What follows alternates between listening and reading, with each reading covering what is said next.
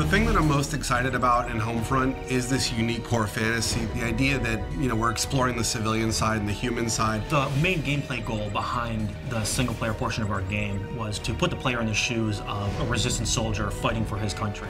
Everything that we did comes out of that.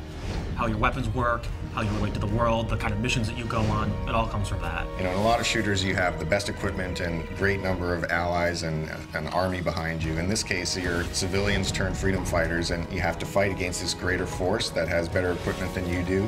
And it's really a sort of get in, get out situation. It's an interesting place for us to be on this one because everybody's expectations is military shooter. We want guys who are professional. But, guys who are really professional in war are like robots. And for us, they're not professional military people. They're resistance fighters. They're all civilians. When it comes down to realizing this world, this fallen America, this occupied America in the game, we really wanted to establish some key moments or key shots where you come out of an opening and you see this big, huge, expansive environment revealed before you.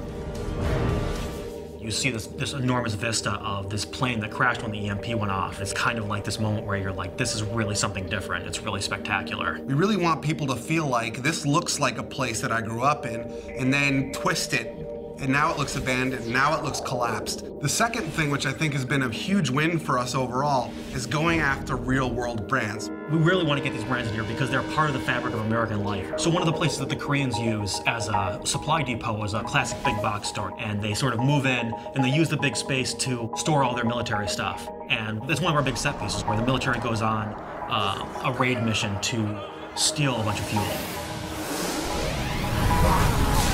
Consequence of violence is something that we're focusing on in the game. War is not a pretty thing, and there's not always lots of positive events that come out of it. It's actually very dark and tragic, and we want to show that element in Homefront, which you don't really get in a lot of shooters. Jake, just put them out of their misery. Who's shooting? Let those bastards come! In an average FPS, you'll blow through 30 to 100 guys every 15 to 20 minutes or so. And you sort of get this what we call massacre fatigue. When you stop even caring, you don't even realize that you're killing humans. But what we're trying to do is really attach emotion to that it actually, there are consequences to violence. Please form a single file line and have your papers ready for inspection. How am I supposed to make the player feel or care about the fact that they're killing when that's the whole goal of the game? But that's really the fundamental crux of what we're trying to achieve.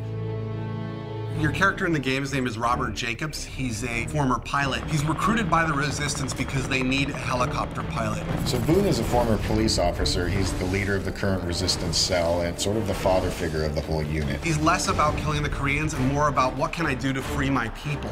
Connor is really the key combat figure of the group. He's a little on the wild side. He's not conventional, but he's really a valuable man to have in a fight. And Rihanna is born and raised in upstate New York. She was kind of the hunter in the wilderness, and she just felt the call to join the Resistance and do whatever she could about it. The final character is Hopper. What makes him really interesting is he's a Korean American, and he has scars on his face from race riots that happened in the early parts of the war. The supporting cast is kind of interesting because you run across all these civilians who have totally different approaches. Some will work with you, some will support you, others might betray you or sell you out, and we create all these kind of neat moments around all these supporting characters. You're a guy who is caught up in this crazy scenario, fighting alongside other people who have no real training. So, you make mistakes. People get shot, people get hurt, people die alongside you. Fighting as a civilian with civilian and in an occupied America, that's really the core of what Homefront's all about, and that's really what we're set to deliver on.